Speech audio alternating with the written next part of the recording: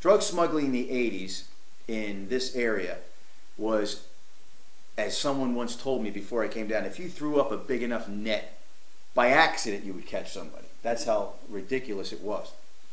And I was lucky enough to be an agent, a special agent with U.S. Customs, and work drug cases, you know, as an agent, and take them to court and work it through that way. And I was also lucky enough to be at the air branch and have a front row seat and jump out of the back of the Black Hawk and run over and put handcuffs on these guys.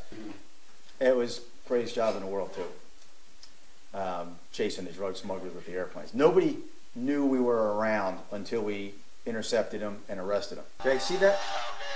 That's the two hot things are the engines on this airplane, and that airplane is 10 feet off the ocean. Now, because this was in broad daylight, when this guy turns like this, he's coming right at us, so he sees us now. But even though he sees us, watch what he does. Now, remember, we show this to the jury. See the bales coming out?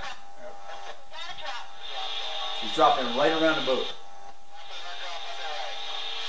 We had a case in Palm Beach County, and the agents were working a case where the guy at approach control in Palm Beach County was actually on the drug smugglers' pay list.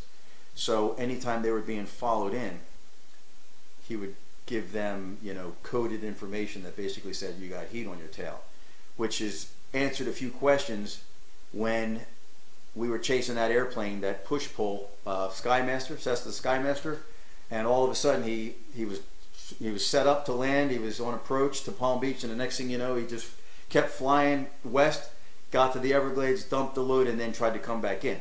That answers all our questions. We knew that somebody alerted him. So I had been through so many of these close calls, and I mention it in the book, you know, when my time to retire came, even though I loved the job, it was just time to go because there was just too many. I had dodged so many bullets, and I just got to the point where I just felt like I had been 30 some odd years with the government. I'm alive. I made it through it, let somebody else take over, and I got out.